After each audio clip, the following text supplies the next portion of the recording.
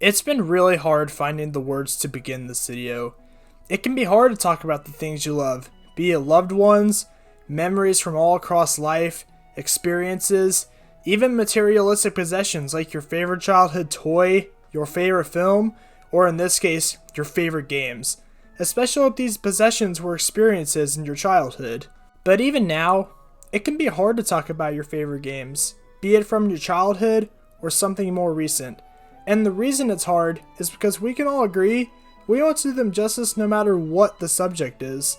A lot of people will argue that it's just a game. And as much as I may disagree with that statement, I can totally see where they're coming from. Not having that experience can make you blind to what other people see. I myself don't love watching sports very often, as it never clicked with me the same way it clicked with a lot of other people. And to all those people, there is nothing wrong with that.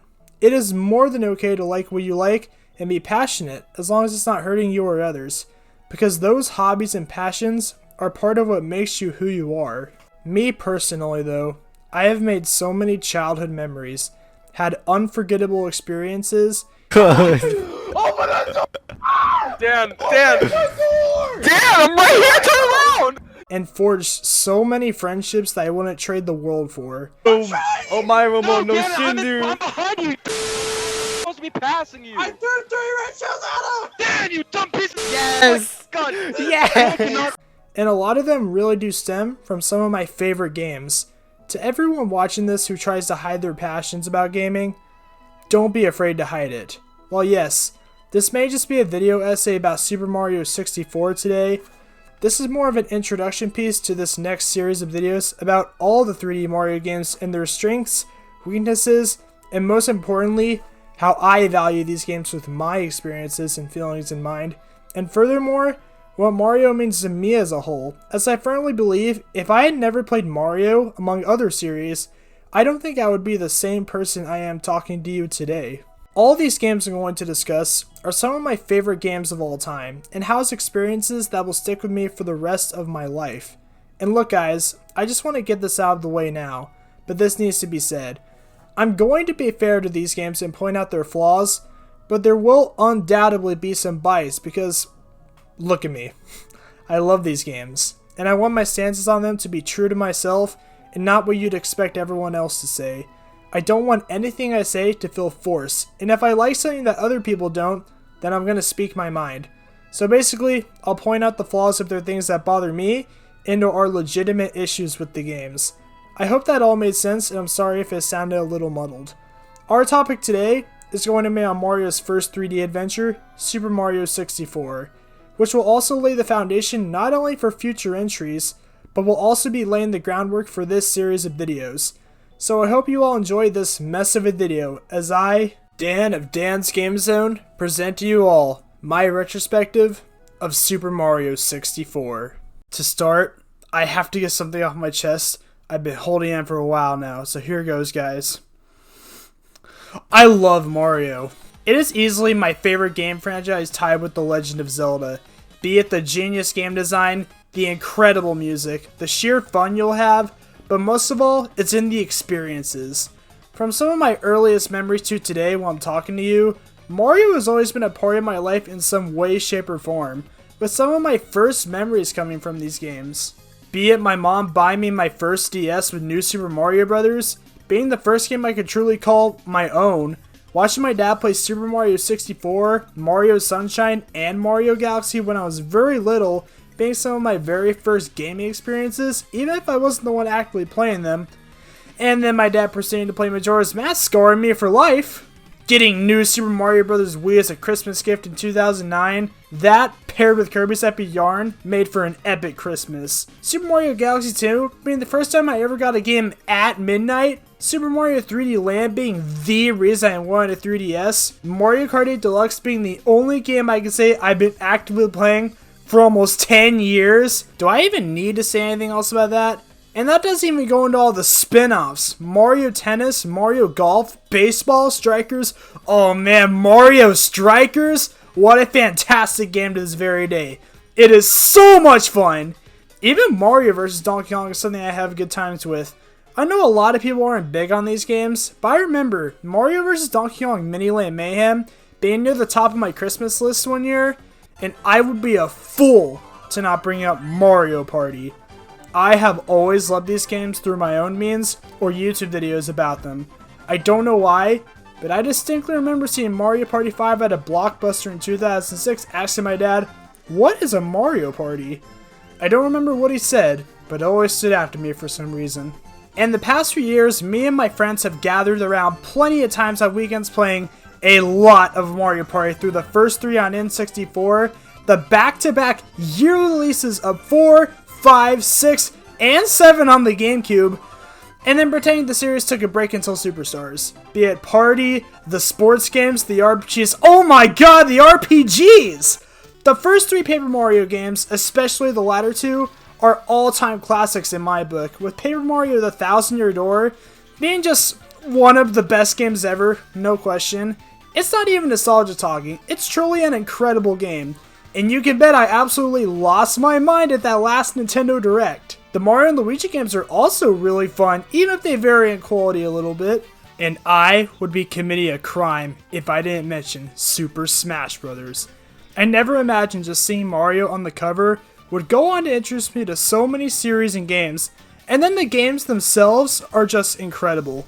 So many funny memories and crazy stuff to remember, and I have to partially thank Mario for getting me into the series as a whole. Look, the point is, almost any form Mario's taken since his inception are topics I could go on and on about today, but I can't, because we'd literally be here until the end of time. Instead, I'm here to talk about just one of these games, a landmark title no less, a game that would radically change the course of not just Mario games, but the entire industry as a whole. Where have you heard that one before? The mid-90s would go on to mark a major turning point for video games, with the transition to the third dimension. Now, 3D in games technically wasn't a new thing, with the likes of Star Fox and the Donkey Kong Country games being examples of elements of 3D, but those were more like a flavor of the day to a 2D game, and no disrespect to those games of course, but it's clear they were pushing what the hardware of that generation was capable of, and they didn't exactly age well in some areas either, mostly Star Fox. For all it's worth, it was clear the next generation of gaming was going to go full 3D. Front-running the transition was Sony's PlayStation in 1995, with the most famous 3D games on there being, of course, Crash Bandicoot and Spyro the Dragon. But the PlayStation itself launched in 1995, a whole year before Nintendo's next system would launch. So consumers were already getting a taste of what games could be like in 3D. But even at that point, it didn't feel like 3D games were anything more than a gimmick for the time.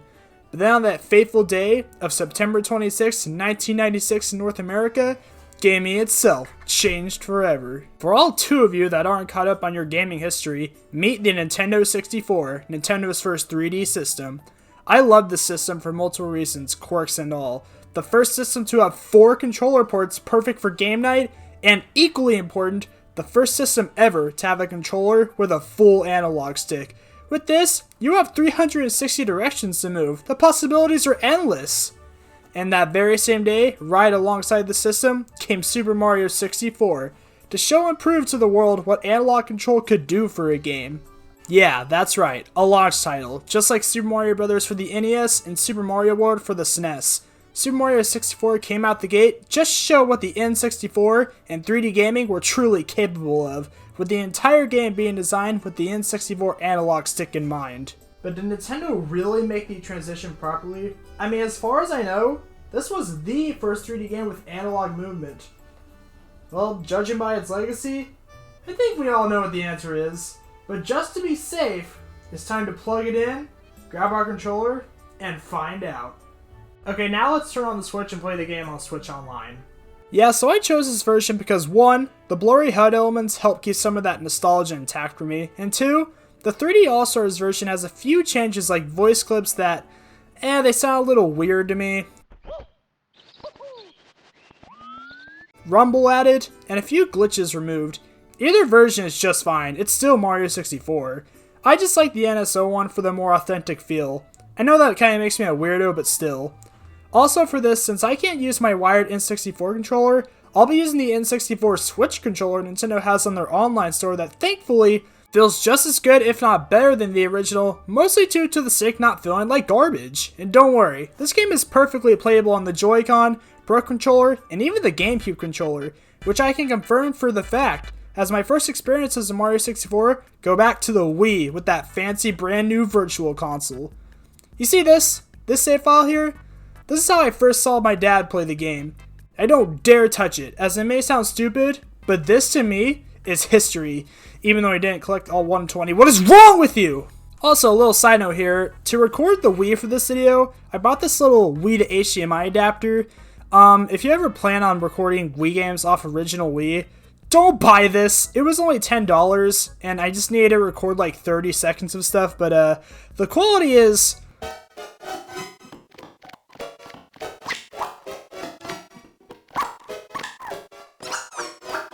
yeah, just don't buy this. Throughout the years, alongside the game itself, I would also consume this game in multiple ways, like the old videos by Mega Man 765 as Scatman. I'm sure some of you remember those from the 2000s. Versus videos, Let's Plays, and more. Anyway, for the sake of this video and most games in general, I always like to have the authentic feel if I have the option. So without further ado, upon booting the game up for the first time, we hear Mario's voice for the very first time in a mainline series game provided by Charles Martinet. It's me, Mario. Hello. This man is a true legend, voicing Mario exclusively until 2023, has given a voice so tied to the character of Mario that any other voice actor would just sound wrong, and hearing him voice alongside Mario and co pretty much always puts me in a good mood, simply by associating the voice with the character and therefore the games. At the time of making this video, he has officially retired from the role, and we still don't know who the new voice is just yet in Mario Bros. Wonder, but he's clearly doing a great job. So please, if you're watching this, don't give any of the new voice actors any hate. These are some big shoes to fill after all.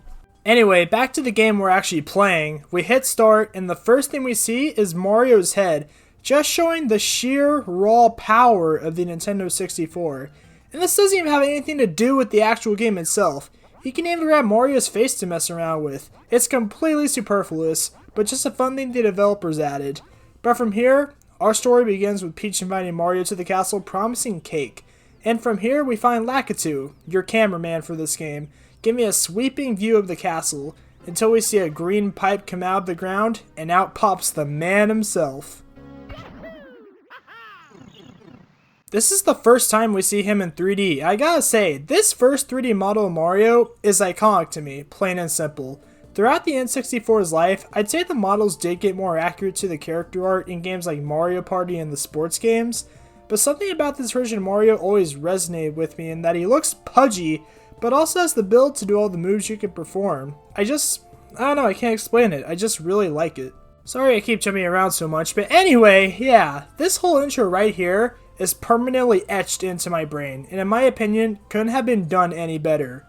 From this point, we get to run around Peach's castle on Mario's first 3D steps, and I think this is a good starting point to discuss how exactly Nintendo transitioned Mario to the third dimension. See, prior to Mario 64, you only had 2 planes to worry about across all 4 main games at the time, where at the most, all you had to do was run, jump, shoot some projectiles, and occasionally grab something. But here in 3D, we now have a full 360 directions to move in. Mario's moveset has enormously expanded to accommodate the shift, and most if not all would become mainstays for all future entries, with even later 2D games adopting some of these moves. Every Mario game to this point had evolved the formula to some extent. In Mario 1, you just run and jump and shoot a fireball at most. In Mario 2,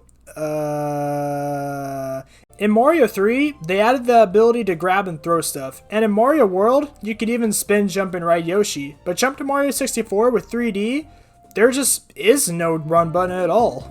Instead, it's all built around the N64's analog stick. See, simply tilting the stick a little bit will have Mario tiptoe or walk, and if you want to go into a run, simply tilt it all the way, with tilting side to side and back, moving Mario in all the directions in the world. And we haven't even jumped yet! Sure, we can still do a standard jump, but now we have a drop shadow, which to this day is a huge help in all platformers when judging where you're gonna land and where you are in relation to other elements like enemies and platforms. But back to jumping. When it's time to land, simply tap A again to do a double jump, making you jump higher, and then one more time for a full triple jump. And this is an amazing change, leading to some pretty great heights Mario can reach. And the list only keeps growing. Also new to Mario's arsenal is the long jump, a jump letting Mario leap over far distances. And I love this thing so much. It is so fun to use. If you know what you're doing, you can just use it over and over and over again if the level allows for it. Also a serious staple from this point on is the wall jump, letting you jump against walls with proper timing. Although a little side note, I don't love the wall jump in this first add compared to later games, and I know I'm not alone in that. Don't get me wrong, it is fun when done properly, but sometimes it can be a little finicky, and a lot of times, if you don't have the right timing, Mario will just hit the wall and go, ugh! So basically what it would look like if I tried to wall jump. Later games would heavily build on the wall jump, with Mario sliding against the wall instead when he makes impact. But hey, in 1996, it was never going to be perfect, but for the first try, it's pretty good, so I'm mostly willing to forgive. Mostly. Alongside these jumps, we also have the somersault, allowing Mario to crouch down and jump backwards, the side somersault, allowing Mario to quickly turn around into a somersault, being one of my favorite moves, and the last big one, the dive. A move that may not seem that spectacular at first, but trust me, this is such a helpful tool in the long run and can lead to some pretty fancy stuff. Alongside these moves, Mario can also do basic punches and kicks! These moves along with the dive are all mapped to the B button, which is also how you grab anything in this game, and some of these are fine, but for the most part the punches and this breakdance kick that I have never done anything with in any playthrough are next to worthless with a couple exceptions. Though I will say, having the option of punch midair can be a great tool for select stars, and seeing Mario bust a move, while not even helpful in the slightest, is at the very least entertaining. All this may seem like a lot to take in at first, but, and I can't stress this enough, is the most important part of the entire game. This moveset in the entire game would fall apart if Mario's control didn't feel great as it is at its core. Yes, while Mario 64 wasn't the first 3D game, it might as well have been, let's be honest here. For being so ahead of its time, Mario controls pretty well in this game for the most part. All of Mario's moves do a great job in flowing together well. And yeah, the game doesn't tell you all these moves at the very start, but one, I think that's part of the fun. And two, there are also plenty of signs around the castle to help you out too. But we have to talk about how Mario actually feels to handle before we get any deeper. Mario, on the whole, controls quite well for this game, which was an exceptionally hard thing to pull off back then. He never feels too heavy for anything he has to do, he moves fast enough for the size of these levels without ever being overwhelming or feeling like I'm gonna outright lose control, and he never feels unresponsive either. Now with all these positives I've been discussing, I do have to be fair here. While yes, this is incredibly impressive for its time, don't get me wrong, there are two major flaws here that I don't think hold up super well, and hold this game back from being the best it can be. The first problem is the only one that actually revolves around Mario. Most of these levels are big, wide, open spaces for Mario to run around in, which is great for movement in this game. Unfortunately, with that being said, really any challenge designed around smaller platforms and asking more precision from the player is where the cracks really start to show, which the final stages of this game are full of in design. Mario in this game doesn't quite excel at tight turns and split-second movement, which means that usually if Mario turns around, he moves in a wider arc than I really prefer, and he also takes a second to gain full speed, which can be a serious issue in precise platforming segments. Now this isn't a huge issue in those wide courses where you have plenty of time to correct yourself, but in a stage like Rainbow Ride with the disappearing carpets, it can definitely give some anxiety if you fall. Also, that whole thing with the wall jump is also a huge issue. The second problem, which is the biggest problem of the entire game, is the godforsaken camera. Remember Lakitu from the opening? Well, he's your literal cameraman. In the shift to 3D, Nintendo gave the players a fully controllable camera as we're no longer side-scrolling, so making Lakitu the cameraman was a great idea to ease players into the idea of controlling a camera.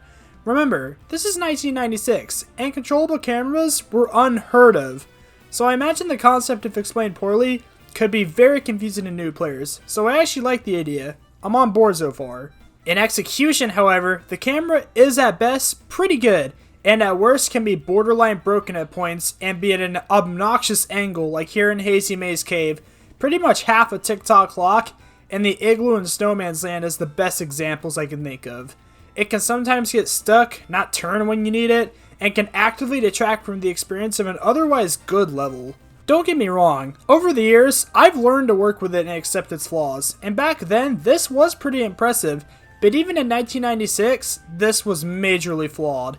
Here's the thing though, aside from some stars being just not fun to collect, particularly in the second half, I think y'all know some of the ones I'm talking about, some of Mario's control woes, some of the later level design, and the camera being broken at points to put it lightly, those are the only major flaws that immediately come to mind. Now yeah, these are big flaws, don't misunderstand me, and I could imagine newer players today having a really hard time adjusting to some of the early 3D jank at points. In fact, a lot of footage you're seeing in this video doesn't have me fighting with the camera or even messing up a ton, but keep in mind, I've played this game many times, so I've learned how to deal with its quirks over the years. But any new players today I could very much see struggling with the game's age factors, and no amount of experience actually excuses any of the flaws, let me make that perfectly clear. Don't get me wrong, this game isn't perfect by any means. When I look at it critically, it's absolutely a product of its time in so many ways, but I don't want to talk about those problems at length so much because it's so easy to do so, and so many others have. But here's what's so amazing about Mario 64. The game itself has such a strong foundation at its core that when you're actually playing it, these issues far from ruin the game, and for me, they just fade away most times due to how much fun I and others still have. If Mario wasn't fun to control and the levels weren't fun to travel in, there is no way people would be regularly playing this game nearly 30 years later. Yeah, that's right, I said it, and I don't regret it. Hey, that rhymed. Everything else in this game has aged pretty well, all things considered, graphics and all. Now yeah, visually, it's no marble, especially compared to what's possible today. But that's really not a knock against Mario 64 specifically. This whole generation, for the most part, hasn't aged that gracefully, especially if you look at official character art for early 3D games. The colors were a little off, they're much rounder and bulgy than later on. They're dated, to put it lightly, but in a fun way. I like looking back on these and to see how things came to be. However, even with the obvious limitations, these games' blocky visuals and chunky models have a huge charm to me. I just always like how a lot of these games look. It's like I'm stepping back into a time machine. Yeah, The Legend of Zelda Majora's Mask may not be as visually striking as Tears of the Kingdom, but I think that game looks insane for its time. It has a very strong visual identity. Also, it's just one of my favorite games of all time, so there's a little bias there, kind of has that going for it. Anyway, strong theming goes a long way in how you convey information to the player, and is one of the biggest factors of what separates a Bubsy 3D to an Ocarina of Time. And Mario 64 is full of bright colors, level geometry that makes sense in its design, and is very in line with past Mario games. Everything down to the characters and world design just screams Mario. I mean that in the best way possible. I already talked about Mario's model, but everything else looks pretty solid in my opinion. Enemies like Goombas and Clams are easily identifiable, and it all looks consistent in art style. Except for Bowser's model. Woo! What the heck happened to you, man? Did you get an allergic reaction? Did you get stung by a bee? I guess while I'm on the topic, pretty much all the mainstay Mario characters are here and accounted for. Of course, we have Mario, Peach, Toads, and Bowser, as well as all the enemies you'd expect in a mainline Mario game like Koopas, Goombas, Lakitus, the Chain Chomp, and more. It all still feels like Mario. Anyway, since in the videos I like to discuss the visuals and music at the same time, yeah, the music is pretty memorable for the most part. Now honestly, as a whole, I don't think it beats out any of the other 3D Mario games in music, but I do want to give special shoutouts to a few tracks, specifically the music in Hazy Maze Cave,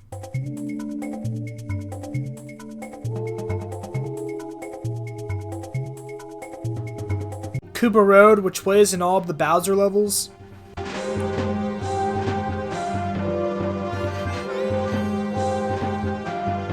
the credits theme at the end of the game, which always gets me a little emotional to be honest.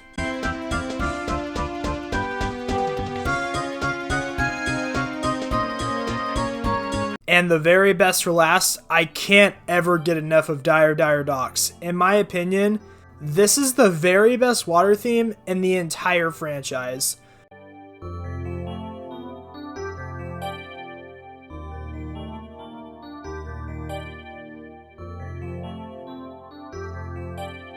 Though that could change down the line. So yeah, overall, not the most wild Mario soundtrack, but there is no single bad track. This is the first Mario soundtrack to have a more atmospheric feel to it, which isn't a bad thing, but it's definitely different from what came before, and the only music outside Peach's Castle just being the sounds of nature and butterflies is a very calming presence. Speaking of the castle though, upon heading into the castle, we get a warning from the king of the Koopas himself, telling Mario he's captured Princess Peach along with all of the power stars inside the paintings and the walls. And that's literally it for the plot.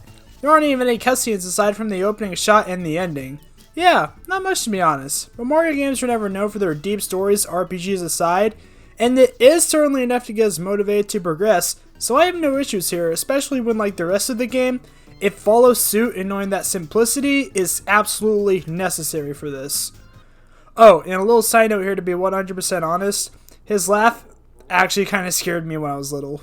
Speaking of, here's a fun fact about Mario 64 for those of you that didn't know. Here's Bowser's laugh. Alright, doesn't sound too bad. Now, in Audacity, if I simply speed it up a lot... Yeah, it's the boo sound. It doesn't sound exactly like it is in game, but... it's very clearly the boo sound, which, I don't know, I think that's pretty cool. Just wanted to share that little tidbit. Anyway, once the music kicks in...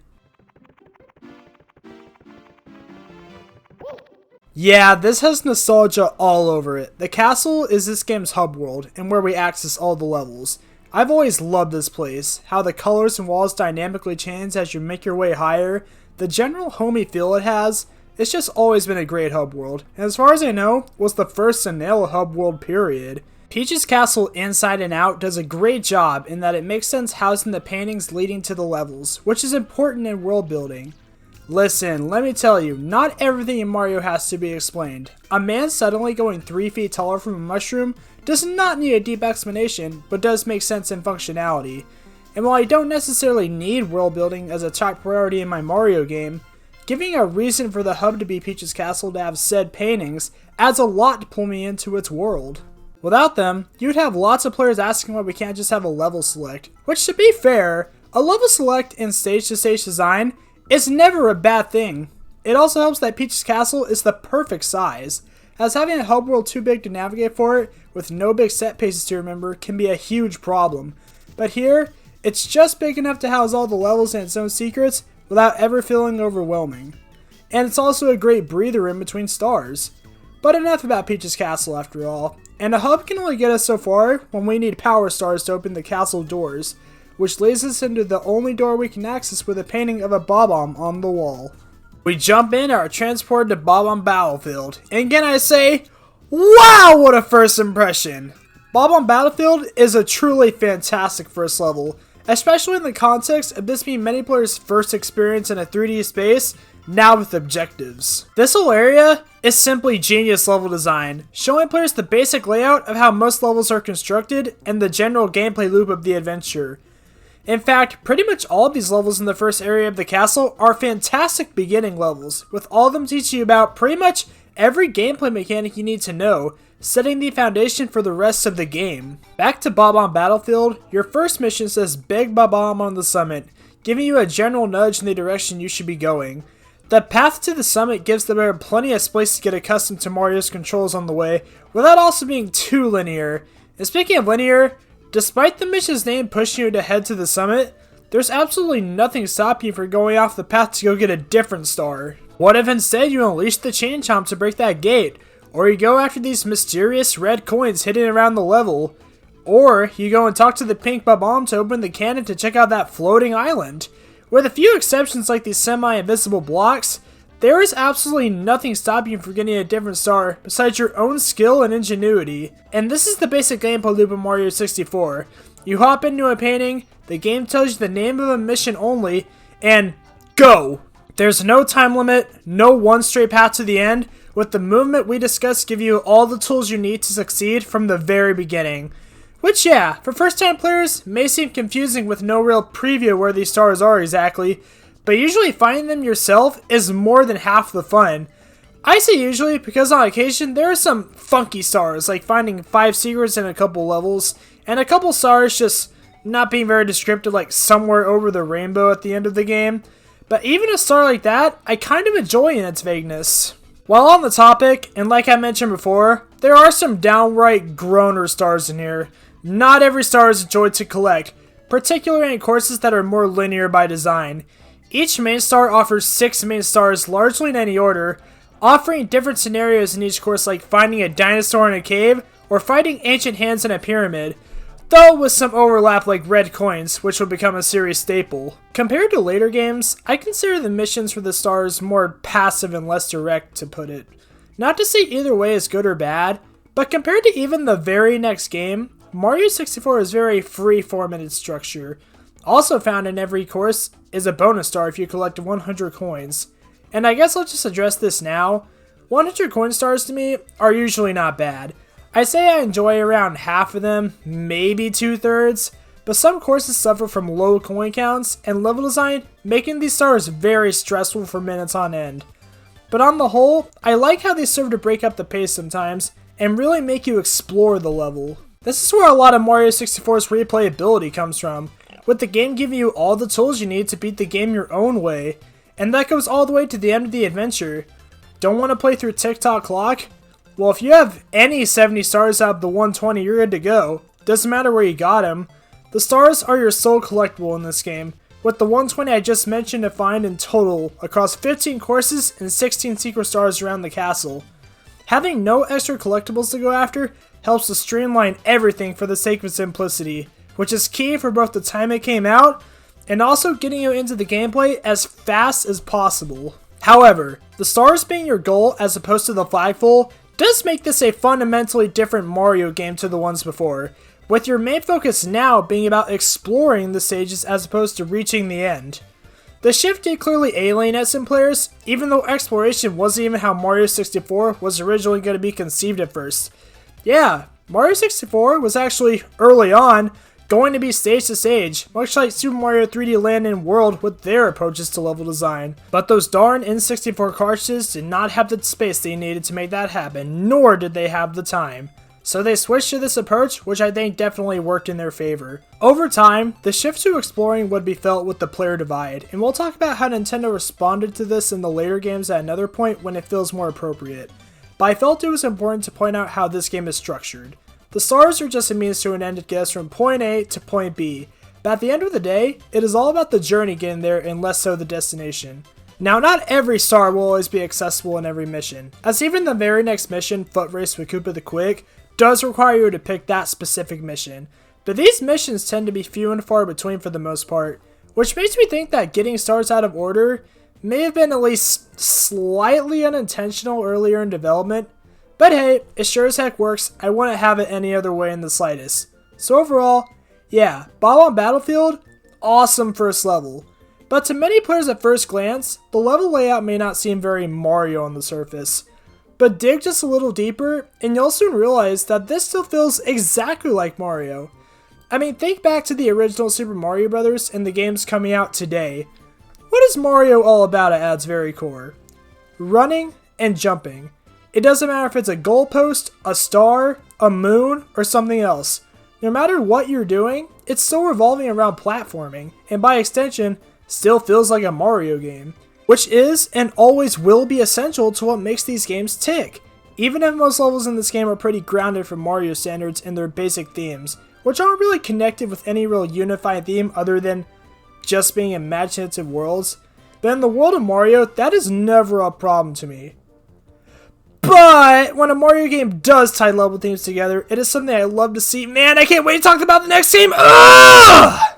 As I was saying with the courses in this game, nothing in this game is too wild in the theming up until the end of the game, leading us to the next level, Whomp's Fortress, which I feel is almost the direct opposite of Bob-omb Battlefield, with it being much more built around verticality and tighter platforms feeling more like a standard platforming level. This level is one of my favorites, primarily due to the same freedom I discussed earlier, with nearly all the stars being obtainable in one mission. But this level does definitely feel more like standard Mario in a lot of ways, with floor panels moving in and out, thwomps on stairs, and falling platforms, and a boss at the very top with King Womp. Now yeah, in the last level there was King Bob-omb, but I always liked King Womp more due to his height, making this fight feel larger than life at the time. I guess while I'm at it, boss fights. There aren't really a ton of them, but I'd argue all of them are more involved than any boss fight in the 2D games. I don't think there's a single bad one either.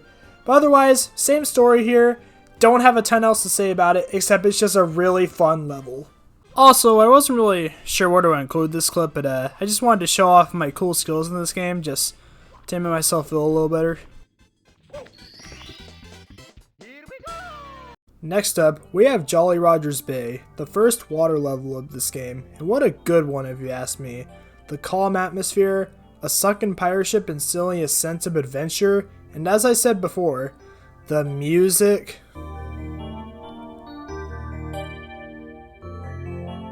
As good as a fresh cup of coffee. Introducing Dan's Game Zone Coffee! Disclaimer, Dan's Game Zone is not sponsored by any coffee maker in the Milky Way galaxy, nor is responsible for any injuries harmed by caffeine used playing Nintendo games.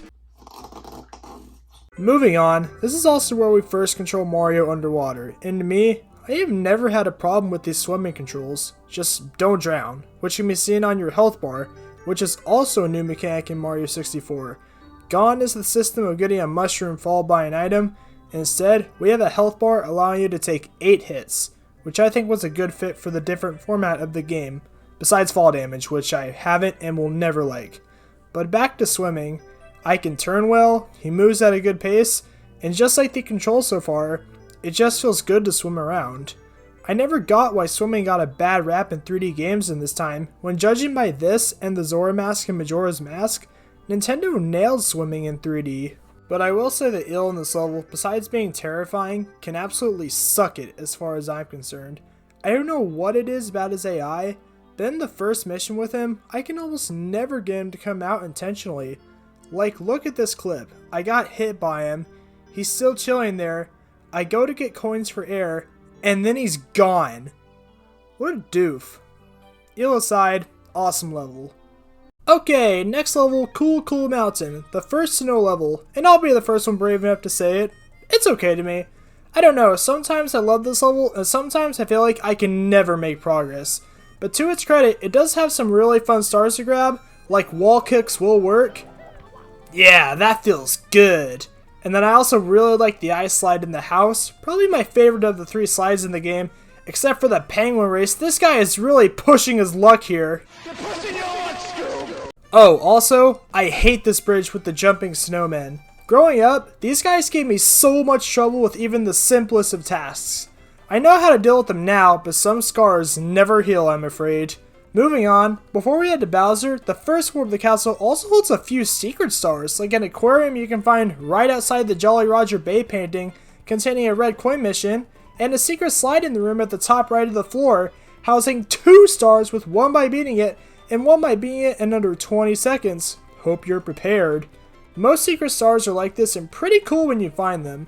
And then we can't forget about looking up to the ceiling when the sun is shining, transporting us to our introduction to Wing Cap Mario. This is where we also unlock the first of the 3 special caps by hitting these switches, making those hidden blocks we saw earlier visible. Honestly, never been a huge fan of the Wing Cap. Conceptually, awesome. In practice, So, you're not really flying as much as gliding. If you try to go up with no momentum, you're a sitting duck. But a lot of times you can easily pick up too much speed descending where sometimes I feel like either the camera can't keep up or Mario becomes way too slippery. This is one of the only 3 power-ups you can find in this game, and the reason I put quotations around them is that honestly, they're really not power-ups, more like a Blue Moon way to switch up a normal star, with the later metal and invisible caps only being used for barely 10% of all the stars. Which, I mean, yeah, it is different from the norm, but it never leaves enough impact for me to truly care. If I'm being honest, I don't really know if I can call it a bad thing necessarily, since these games are trying to accomplish two very different goal philosophies. I just wish there were more uses for these, since, like the wing cap, these are conceptually awesome power-ups, but they're never fully utilized to their full potential, which is a shame, but I'm also willing to let it slide. For now. I can understand if a lot of players were let down by this, but personally, it never bothered me that much. Thankfully, the wing cap is really only needed for a small handful of missions, but I hope one day we see another take on it, and better might I add. After this, we head for our first encounter with Bowser, in a level that, contrary to all the other levels so far, feels straight out of a classic 2D Mario game with linear obstacles and a straight shot to the end, with red coins along the way for an extra star. These are great, being good tests of raw platforming, and the camera being strangely near perfect compared to the rest of the game. But going ahead, we find the big bad himself, and Bowser battles in this game are far more involved than the 2D games, where instead of just avoiding him until he dies, you now spin him by the tail and use that oh-so-special analog stick to rotate him. Now, until I recorded for this retrospective, I have always been terrible at throwing him at the right angle, but I gotta say, with this N64 controller having a new stick and everything, I actually did nearly flawless against him in all 3 encounters, except for here in the second fight. This really does just go to reinforce how much of this game was built with this specific joystick in mind. But anyway, we beat him, and now it's time to head on to the castle basement and the courtyard. This is the first point in the game where I'd argue the difficulty does ramp up a bit. The game, and by extension the next few levels, start to expect more from you, starting with Big Boo's Haunt. This level, while technically accessible super early in the adventure, does to me feel more like a basement part of the game in both location and level design. It's a bit less guided in its stars and leaves more to the player, but never to an annoying degree. And I'm not afraid to say, this level honestly scared me as a kid, mostly because of music, and even now, I sometimes get a couple chills. Anyway, on a gameplay front, I'd argue that this is actually one of the best levels in the game. None of the stars take too long to get, it's really fun to navigate, and it really leans into the haunted theme with the mysterious bookcase, the secret room with the giant eye, and that. Truly, chef's kiss game design right here. This level also has a special shout out for having one of the absolute easiest 100 coin stars period. Up next we have Hazy Maze Cave. Folks, in my personal opinion, this and the next level are where the game truly peaks for me. But let's get the elephant in the room out of the way. Yes, the 100 coins at Hazy Maze Cave does suck a lot. Yeah, this is one of those 100 coin missions where just the fear of missing coins, especially the blue coins, can make for a very stressful experience, knowing that when you die, it's back to the beginning of the stage with you. And yeah, this can definitely be problematic in a couple late game missions. 100 coins aside though, man, this level is so freaking awesome! I love the sense of adventure in this level. This place is just weird and I love it. Like on one side of the map, you'll be in the toxic maze with multiple elevators, and on the other side, you'll find Dory the freaking dinosaur. This is also the level where you can find the metal cap, which looks pretty cool and is my main in Mario Kart 8, but as I said before, isn't that exciting after the initial shock. Shifting gears back to Hazy Maze Cave though, yeah, it can be easy to get lost in here on a first time playthrough, but it never takes that long to get where you need to go. And while yeah, it is honestly pretty easy to die in here, come on guys, it doesn't take that long to get back to where you were. Overall, peak as they say. The next two levels, Lethal Lava Land and Shifting Sand Land, are very similar in a lot of ways, except for the part where I love Lethal Lava Land, and Shifting Sand Land exists too. Nah, that's a bit harsh, but I'll explain. You know, for Lethal Lava Land having such an intimidating painting, it's really not a tough level at all if you got Mario's moves down by this point. Lava may be all around you, but with proper use of the long jump, getting around here is never a hassle. And there are cool set pieces here as well, like the log you have to roll in the corner here, the Bowser puzzle with the deadliest, most terrifying, and toughest red coin challenge in the game,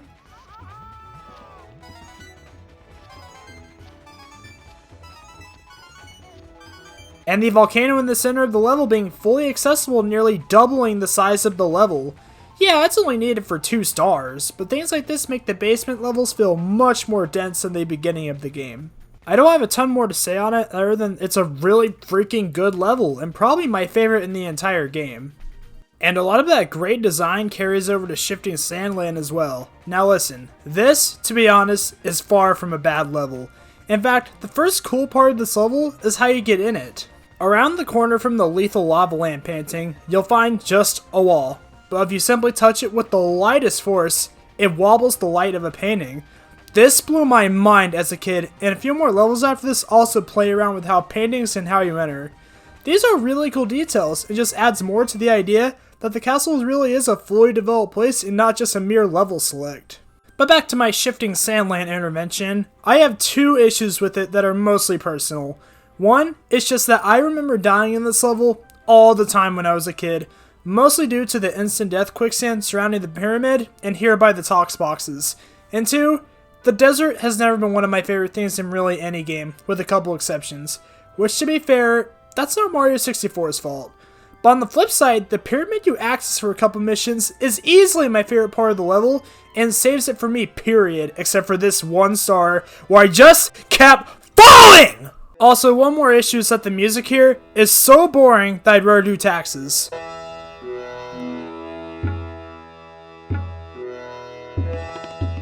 Lethal Lava Land has this music too, but it also has the awesome aesthetics and level design to back it up. And finally, from the basement, we have Dire Dire Docks, complete with the best painting in the game, no question. I could just stare at it for hours. Anyway, Dire Dire Docks, our second big water level, and to be honest, I actually don't have a ton to say about it besides that, well, it's just another good water level. Except for the part where, you know, it has the worst 1 coin mission in the game. There are so few coins in this level, you will have to indeed dig and dig. And this hole in the wall here that sucks you out of the level altogether can be very aggravating. From here, we get another well-designed Bowser level, complete with a rematch with the Polygon Sandwich himself. Anyway, same beat as before, we beat him once again, and we finally make our way up to the 3rd floor. The 3rd floor of the castle is home to 4 more levels, starting with Wet Dry World. Honestly, probably the most boring level in this entire game, with a rather cool gimmick though. The thing with this level is changing the water level by hitting these switches across the course. But depending on the height of when you jumped in the painting, the course will start the water level depending on that, which is a really cool idea. Kinda reminds you of a temple of water, if you will. This is also one of those levels with a weird star, with finding 5 secrets. Like, what are we finding? What kind of secrets are these? Aside from that though, nothing much stands out from this place, aside from the town you can find through this tunnel. I have no idea why this place is here, but it is honestly so random that it always stuck out to me. Well, I guess there's nothing more to discuss. What is that in the background? What is happening in this level? Between the background, the town, and the 5 secrets, what is this level? Next on the docket, we have our second snow level, Snowman's Land.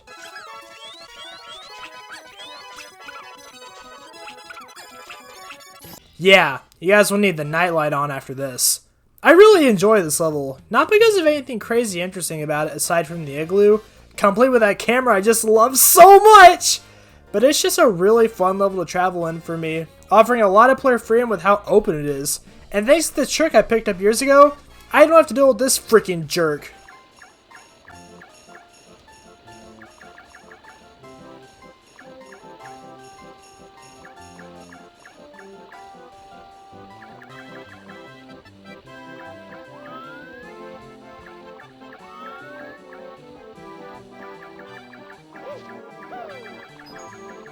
Finally! After that, we have Tall Tall Mountain, just like my old friend Jake. And sorry to say guys, but this to me is the last really strong level for me. And even then, I say that cautiously. This course revolves, of course, around scaling this enormous mountain, which is really fun, but can become pretty repetitive on repeat visits, with a lot of stars sharing the same idea of, well, just running around the mountain. Some of these stars are pretty cool though, like this one, the waterfall. This one that you're intended to use a cannon with, but instead I just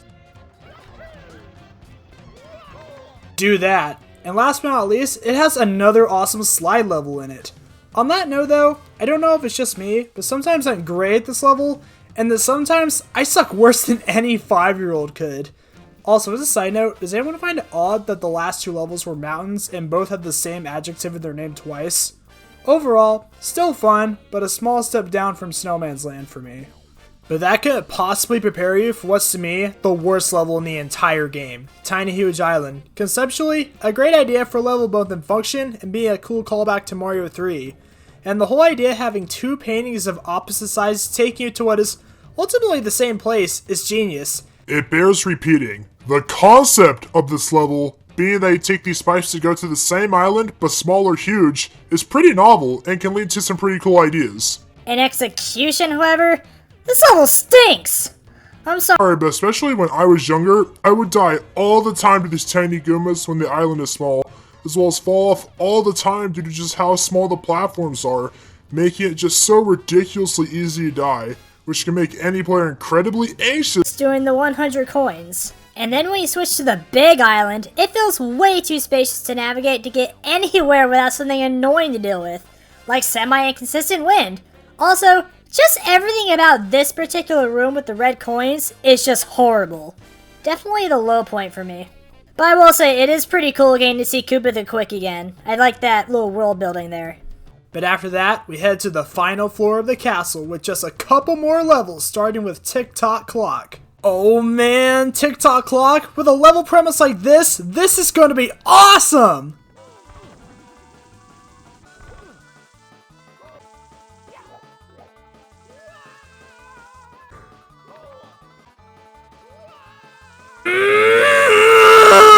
This is not awesome at all.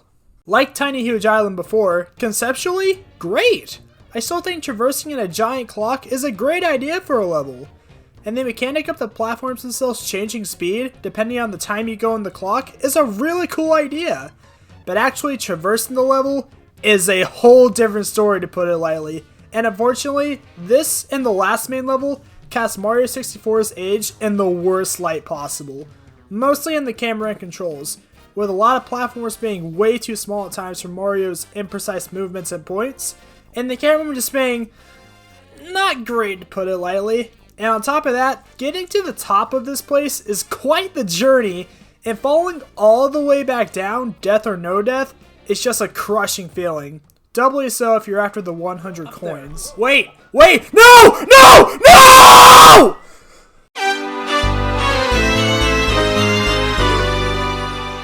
Also, I gotta say, the music in this level being the slide theme is ironically pretty appropriate with how many times you'll be going around these platforms again, and over again. Most of these problems also make their way into the last main level, Rainbow Ride, which, to be honest, I find it is way too spacious for its own good, especially when so much of that time is just spent sitting on these carpets with nothing changing on repeat missions. And sad to say, that's all I can really say about this level, since so much of it feels cobbled together with just a bunch of platforms floating around. Wait a minute. Platforms floating around. Is this Sonic Frontiers? I kid. But anyway, yeah, there's just a bunch of platforms floating around, leading to feeling that this was, dare I say, rushed?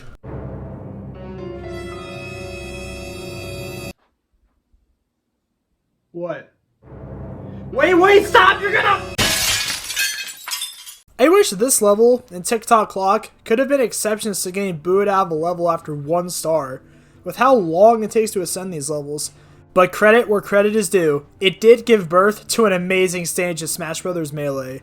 You may have noticed a trend with these last few levels in that the level designs revert more to obstacle style Mario levels, intentionally or not.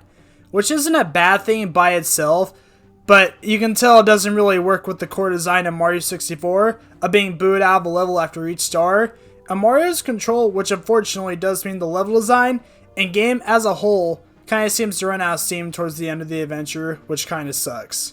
Don't get me wrong, I definitely still had fun in these levels, but I'm confident in saying I'm not alone in the mind of thinking Mario 64 peaks around halfway through the adventure. Which, let's be fair here, for 1996, as one of the very first games to really do 3D right, having your worst levels be just okay to whatever worse is far from a terrible thing in the grand scope. But with 119 stars in our possession, it's time for the final showdown with Bowser in the sky. This is a truly fantastic final level of platforming skills, complete with one last set of red coins, and the most evil red coin of all.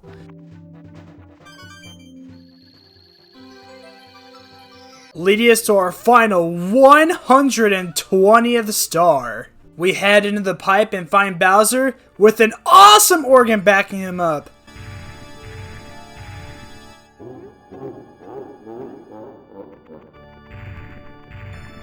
This battle is legitimately quite epic, between the music, the purple-pink sky, and Bowser being an actual threat, destroying the arena after 2 hits into a shape of a star. It has some real spectacle. But with one final well-aimed toss, oh thank you controller, he surrenders. Mario flies into the sky and heads back to the castle.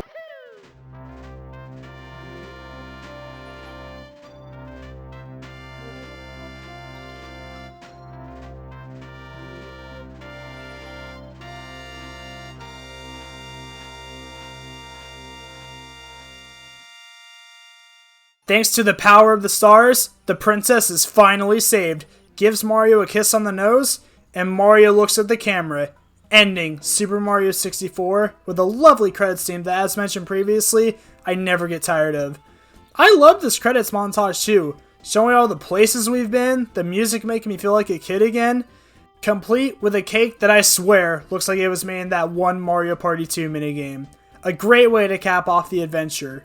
After the adventure, if you collected every Power Star, you can even find Yoshi at the top of the castle with a now open cannon, who will award you with 99 lives and a shiny triple jump, which is neat I guess, but great for players who just like to hang out in the worlds, which from that angle is a cool reward. But in this first 3D game, I don't really like to hang out as much as I do in some other games. Super Mario 64 was, is, and will forever be a landmark title, not just in the video game space, but in culture itself. It's a game that has simply transcended time, even if some of the game's issues themselves are simply a product of its time. But the game itself at its core and design never feels like a product of its time. It sets out to be a really fun and replayable Mario game to introduce the world to 3D games and successfully laid the groundwork not just for future Mario games, but video games in general, which is why I feel like for all of this game's problems, and don't worry, there are plenty, it's still a ton of fun to play today compared to most of its competition at the time, and succeeded in all its goals. And its legacy, from speedruns to ROM hacks, the mods, schoolyard stories, made-up mysteries like Luigi, which actually turned out to be true after almost 30 years, which is awesome, and the countless stories people have had with this game, means it will never be forgotten, and for good reason. And I haven't mentioned it yet, but it's very light on nonsense content. It's straight Mario platforming from start to finish, knows what Mario can do, and never asks anything of the player to do something completely non-related. If this mess of a video hasn't made it clear to you by now, I love this game, flaws and all. And yeah, I'll be saying that about the other 3D Mario games too later on. Heck, this game isn't even my top 3 3D Mario games. But I still love this game for how much fun I've had with it, partially introducing me to the N64 as a whole, and the impact it's left on myself and countless players in its 27 years since release.